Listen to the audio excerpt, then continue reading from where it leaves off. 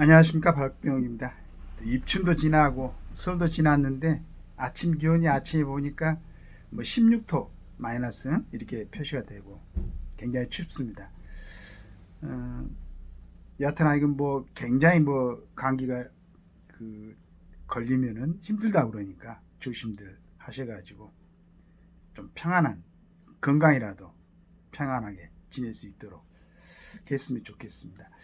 어, 참 아침에 이런저런 그 이제 내용들 보니까 사람 참 이기적이다 그런 생각이 드는 걸 갖다가 금할 수가 없었습니다.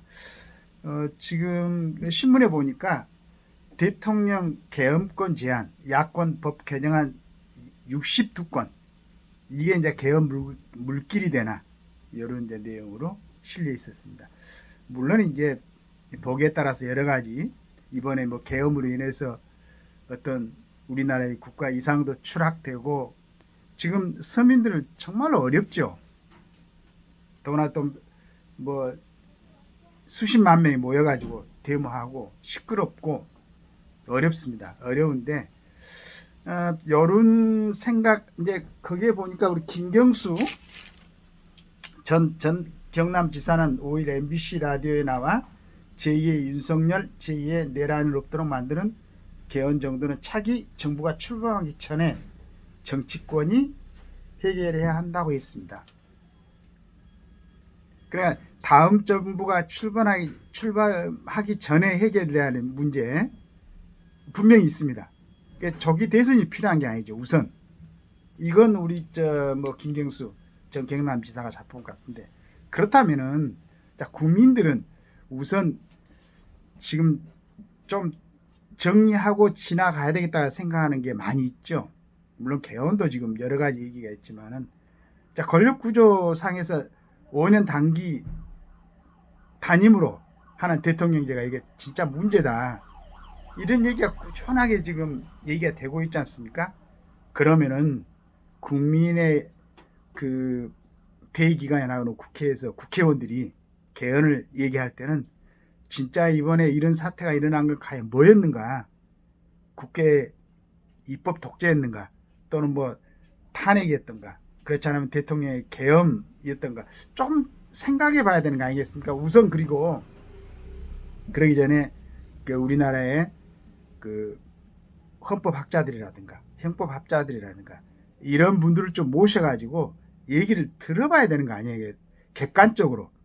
그러니까 내 위주로 생각하지 말고 지금까지 우리 국민들이 원했던 것은 국회의원들의 특권 폐지입니다.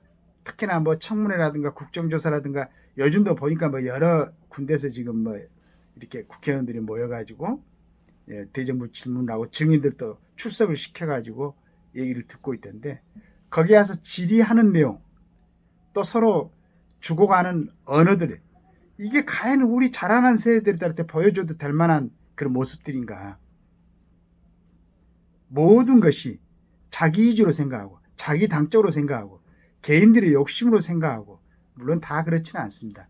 굉장히 또 훌륭한 아주 어떤 젊은 분들은 정말 아주 정확하게 사안에 대해서 이해를 하고 그 부분에 대해 질문을 하고 하는 것도 봤습니다. 그러나 어떤 분들은 정말로 그 우리나라의 그 아름다운 언어 자체를 혐오스럽게 만들어버리는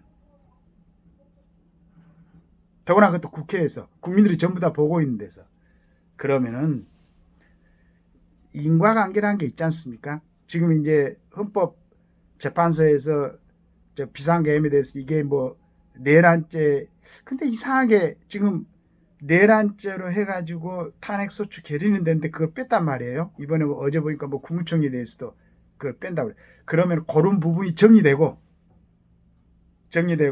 과연 이번에 이 12.3 계엄이 어떤 효과, 어떤 긍정적인 효과, 어떤 부정적인 효과가 있었는가가 정리된 다음에 그 부분에 대해서는 얘기를 하고 우선은 국회의원들이 스스로 내려놓는 그러한 개헌을 좀 해야 되지 않겠는가. 첫째는 국회의원들의 수.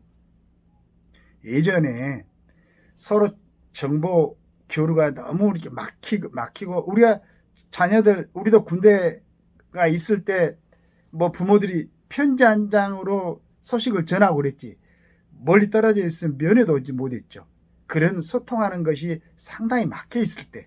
그런데 우리가 어제도 봤지만은 그 이재용 삼성 회장이 항소심에서 무죄를 받고 AI에 대해서 미국의 그 누굽니까 얼른 요즘 뭐 이렇게 이름이 얼른 기억이 안 납니다. 그 다음에 이제 그 우리 제1교표 일본 꼭 기억하고 바로 만나가지고 얘기를 하지 않습니까? 이 정도로 서로 연결이 닿고 의사소통이 되는데 꼭 이걸 갖다가 뭐 지금 아침에 보니까 또 뭐 지방 분권에 대해서 얘기를 하고 있던 사람들이 있는데 아전 인수격이 아닌가 이런 생각을 하고 있습니다. 물론 이제 지방 분권 얘기하는 분은 또 뭐 지금 강력 뭐 시장이라든가 뭐 이런 분들도 있겠죠. 하다 보니까 지방의 어떤 뭐 이렇게 관리를 하다 보니까 중앙에 너무 많은 힘이 모여 있다. 근데 이제 그걸 뭐 정확하지는 모르겠습니다만 각 지방에서 지금 지방 자치를 할 수 있는 재정이 확보가 안 되지 않습니까? 그렇다면 대부분 수도권에서 그 다음에 이제 기업들의 어떤 법인세에서 뭐 갖고 이렇게 지원받아 하는 걸로 알고 있는데 전번에 보니까 지금 그 경부 남부 쪽입니까? 평택이라든가 그쪽에서 뭐 인공지능 그런 부분이라든가 반도체라든가 이쪽에 전기 그 다음에 뭐 소형 원전 같은 거 이런 개발하는데 굉장한 전기 수요가 되는데 강원도 쪽에서 만들어지는 전기가 그 송전 그러니까 뭐 전기를 받아와야 되는데 그런 시설을 중간에 지방자치단체에 막혀가지고 못 온다고. 그것도 뭐 하나 삼성이 그 용인 쪽에서인가 공장을 지르는데 6년 이상의 기간이 소요된다는 거. 자, 이런 상황을 두고 자꾸 지방 분권해서 되겠습니까? 지금 총력전을 해야 되는데 특히나 우리나라에서는 좀 이런 부분을 좀 전체적으로 생각해야 되지 않겠는가 하는 생각을 합니다. 물론 각 개인의 자유라든가 이건 보장돼야 되죠. 그런데 이게 그런 부분의 힘이 어떤 무리에게 어떤 집단에게 어떤 지역에게 쏠려가지고 전체적으로 국가가 가는 방향에 걸림돌이 되고 자꾸 뒷발목을 잡히는 그런 상황이 지금 보이고 있잖아요.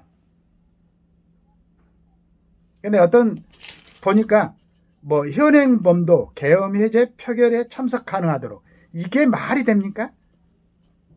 아니 국회의원들이 무슨 특권이 있어가지고 면책 특권, 부체포 특권도 있는데 어떤 현행범 지금 현행 죄를 짓고 있는 사람도 계엄 해제하는데 표결에 참석 가능해야 된다? 이런 발상을 어떻게 할 수 있을까? 그런 생각이 듭니다. 그러니까 의원의 경례 출입 시 국회의장 허가가 필요하다는. 아니 국회 시설은 국회의원들은 국민의 대의기관이라면서 그럼 국민들은 어떤 국민인지 물론 이제 아주 무절제하게 들어가면 안 되겠죠. 그렇지만은 국회의장의 허가를 받아야만 들어갈 수 있다. 그게 무슨 성역입니까?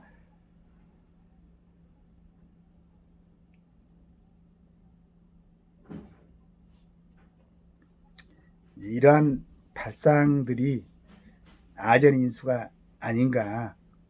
또 그런 걸 갖다가 워낙 이제 머리가 좋고 똑똑한 사람들이니까 여러 가지 뭐 그 전달하는 방법을 통해서 우리가 듣기로는 개변 같은 그런 걸로 이제 뭐 이렇게 그런 부분을 설명을 하려고 하겠지만은 제가 정말로 아쉬운 게 우리나라에서 저는 그 어떤 분의 그 학술에 대한 연구 그 다음에 결과물 우리나라에서 그 전에 학자들이 뭐 접근했는지는 모르겠습니다. 근데 제가 워낙 이제 부족하기 때문에. 그런데 이제 밖으로 드러나 있는 걸 보면은 굉장하죠. 뭐 불교 쪽에 반화신경이라든가 그렇지 않으면은 어느 나라의 문화라든가 그 다음에 우리나라 그 이제 조선 말에 일어났던 엄불교라든가 그 다음에 지금은 천덕으로 되어 있지만 동학이라든가 증상교라든가 이런 그 정계 발생 기원이라든가 그분들의 사고에 대해서도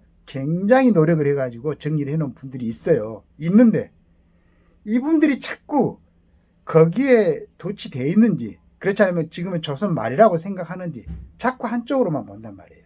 그리고 지금 그런 과정에서 정말로 그 이념이 다른, 그거는 이제 증명이 됐잖아요. 공산주의 개념, 사회주의 개념은 얼마나 지구상의 많은 사람들한테 피해를 주고 많은 사람들의 목숨을 앗아가고, 우리나라도 결과적으로 그 이념 전쟁 때문에 6.25가 일어나가지고 300만 명의 사상자, 물론 이제 사망자는 그 중에 일부였겠지만은 그 다음에 1000만의 이상 가족이 생기고, 지금까지 70년이 넘게 남북 분단이 돼가지고 이상 가족 지금 뭐 거의 돌아가시고 있지만은, 그 다음에 그걸로 인해서 우리나라의 발전이 막혀있고 정체되고, 그 다음에 많은 인력을 갖다가 분단된 그 아주 긴장된 지역에서 우리 젊은이들을 근무시켜야 되니까, 이런 건 만들어지고 있는데 아직도 우리 대한민국 자유주의 헌법 이런 체제라든가 국채나 정체에 대해서도 의문을 가지고 여기에 이해를 가하려는 세력도 있고 반대라는 세력들도 있다면은, 이거 우리 후대들한테 어떻게 설명을 해야 되겠습니까? 그래서 물론 이제 어떤 의견이 내놓을 수가 있겠죠. 그러나 가능하다면은 어떤 전체적으로 가는데 도움이 되는, 그래가지고 일반 국민들, 그러니까 여러분들은 일반 우리들보다는 많은 공부를 하고 많은 정보를 갖고 있고 많은 경험을 했으니까 가능하다면은 좋은 얘기를 내놔야 되는 거 아니겠는가. 자, 이 상황에서 그 다음에 저는 이제 김경수 전 경남지사가 얘기한 것은 일부는 긍정적으로 생각을 해요. 저번에 제가 얘기했지만은 이 상태로 대선을 치러가지고 어떤 사람을 뽑아놓든 간에 이런 분란은 똑같이 일어난다. 그러면 지금 이런 분란이 일어날 수밖에 없는 그런 단초를 제공했던 문제들을 갖다 정리를 하고 넘어가야 될 거 아니야. 그러면은 이런 부분에서 정리할 거. 전번에 이제 뭐 시시각각에 어떤 분이 정리를 했더만, 지금 선관위 문제라든가 헌법재판소 문제라든가 대통령 권력 구조는 가장 일반적인 것이 4년 중임제 아니겠습니까? 이런 부분을 다 마무리하고 나서 정상적인 상황에서 국민들이 지금까지 갖고 있던 혼란스러운 그러한 감정을 다 추스리고 제대로 대한민국의 미래를 보고, 지금 이제 여러 가지 문제가 있을 수 있잖아요. 뭐 요즘은 뭐 김정일 사망설도 나들고 하던데, 지금 북한하고 중국하고 러시아의 관계, 그다음 미국의 관계 같은 게 우리 국민들이 정상적으로 볼 수 있도록 설명을 제대로 해주고, 그 다음에 27년도에 우리가 그런 정비가 된 그 다음에 어떤 사람은 이제 현행법도 계엄해제 표결에 참석 가능하게 현행법을 어떻게, 현행법대로 체포를 해야지. 물론 이제 그 전에 정말로 냉철하게 인과관계가 제대로 정리가 된 그러한 범죄 사실이 확실하게 인정이 되는 이제 그런 사람들에 의해서 이제 국가 권력이 적용이 돼야 되겠지만은, 이런 부분은 좀 너무하지 않는가. 차분히 좀 생각해 보고, 그 다음에 지금 국회 내에서 어떤 특히나 형사적인 절차를 받고 있는 사람들은 좀 정리를 하고, 그 다음에 지금 재판을 받고 있는 사람들도 어떤 사람이 얘기를 했더만, 이재명 대표도 빨리 신속하게 재판을 같이 끝내가지고 무죄를 받은 다음에 뭐 자신의 꿈을 실현하는 단계를 받든지 해야 되지 않겠는가 하는 생각을 합니다. 너무 아전인수격인 말로서 국민들을 혼란시키는, 궤변을 늘어놓는 그런 정치인들이 없었으면 좋겠습니다. 감사합니다.